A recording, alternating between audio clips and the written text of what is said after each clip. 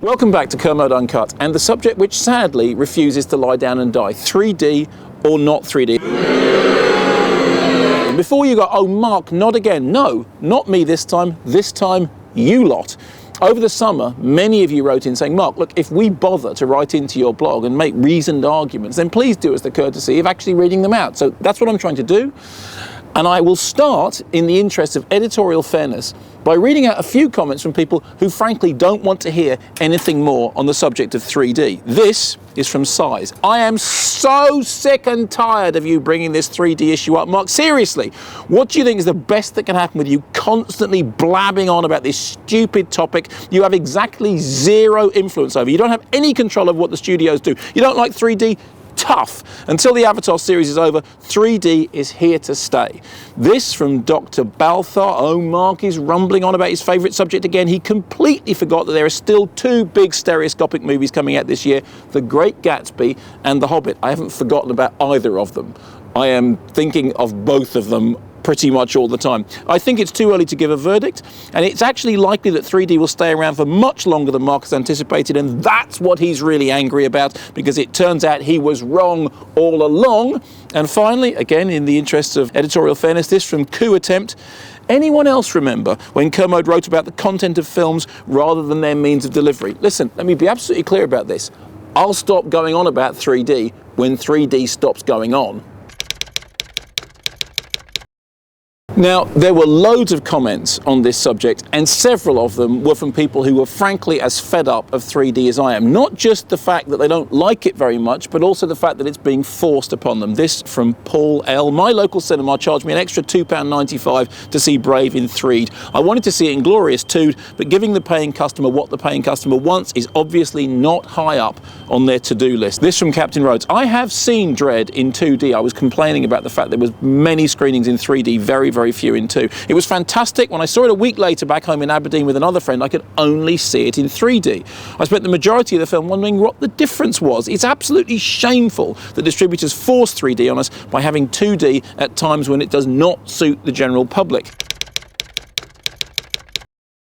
This from Dermot Hanley. I was forced to see Dredd in 3D as my local cinema, one of the best I've ever had the pleasure of patronising, didn't have a single 2D screening. I sent them a sternly worded email about it, but added that I could see the pattern and that based on their honestly fantastic history, I knew their hand was being forced by the distributors.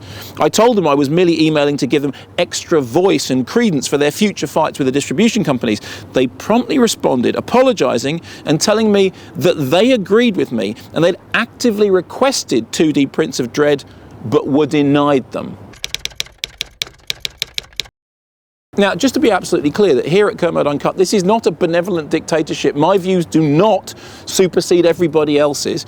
Here are some arguments for 3D. This from Kevin Crichton. On the whole, I agree with the good doctor about the 3D format, but I have to say, I saw Dredd in 3D and thought it was one of the better 3D films that have been released recently. A number of people have said that. A number of people said, well, if we're going to have 3D, that's the 3D I want. This from Patch Adams, 1981. Like anybody with at least two brain cells to rub together, I'm not a fan of 3D, but having been forced to watch Dredd in 3D, I must say that Dredd is the only 3D film where the 3D fits the story and somehow makes sense in the context of the film. And that led into some other comments about the fact that perhaps 3D is still finding its feet. I mean, this, for example, from The Iron Lung, this is very good.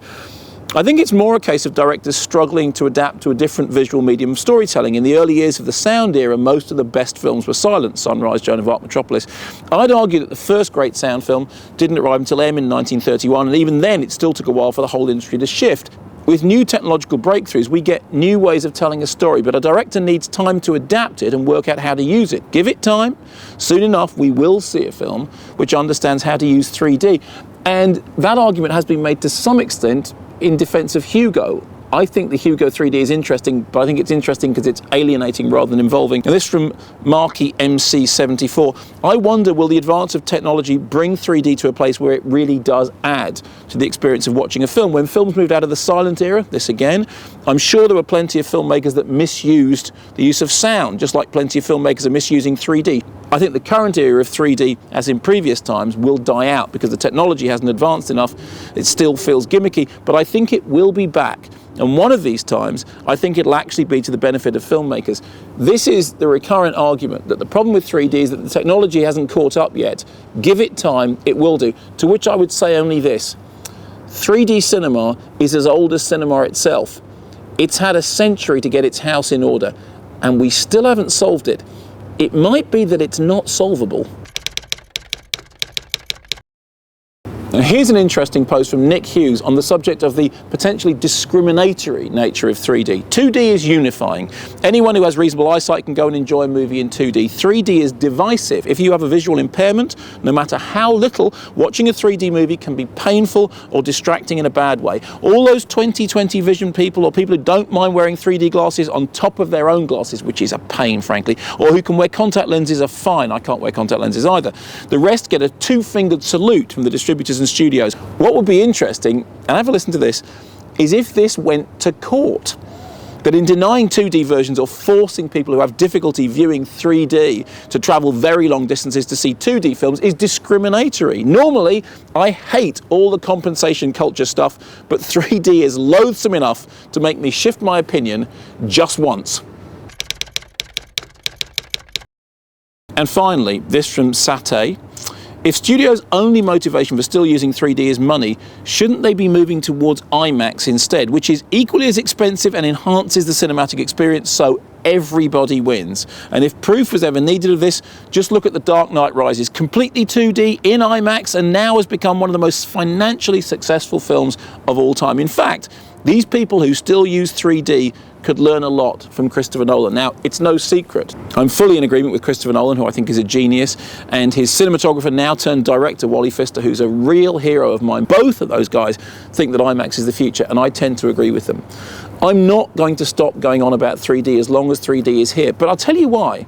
The reason is not because I just want to go on about it, but because as long as it's here, I want to know what you think about it. I know sometimes people think that I'm one of those people who thinks, I'm right, everyone else is wrong. Perhaps they think that because I often say, I'm right and everyone else is wrong. You know what? I don't mean it. I'm right and you're often righter. Keep telling me what you think.